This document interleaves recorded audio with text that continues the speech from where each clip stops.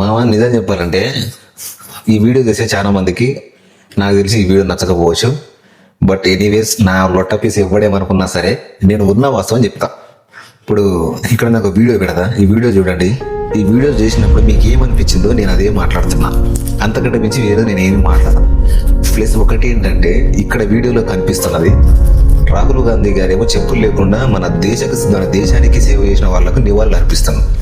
అదే మన హిందుత్వం ట్యాగ్ పెట్టుకున్న మన మోదీ ఏం చేస్తానంటే చెప్పులు వేసుకొని చనిపోయిన భారతీయులకు, మన భారతదేశ సైనికులకు ఆయననేమో నివాళులు అర్పిస్తుండు. మరి ఇది ఎంతవరకు కరెక్ట్ అంటారు మీరు చెప్పండి కింద కామెంట్లో.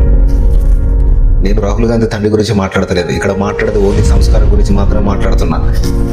మనం ఎంత చదువుకున్నా ఎంత చేసినా కానీ ఒక హిందువులు పుట్టినందుకు మనకు ఖచ్చితంగా సంస్కారం అనేది మనకు ఉండాలి. కొన్నిసార్లు సంస్కారం అడ్డొచ్చి ఇక్కడ మనం ఏం మాట్లాడము, అది అందరికీ తెలిసిన విషయమే.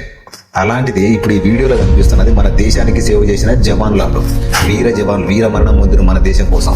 కానీ మనం మన దేశం కోసం లొట్టపీసి ఏమి చేయము, ఏమి పీకం. అయినా కానీ సుళ్ళు దిగుతాం కామెంట్ బాక్స్లలో. కానీ నేననేది ఏంటంటే ఇలా జరిగినప్పుడు ఏమనిపిస్తుంది అంటే కొంచెం బాధ అనిపిస్తుంది, కాంగ్రెస్కు సపోర్ట్ చేసి మాట్లాడాలి అనిపిస్తుంది.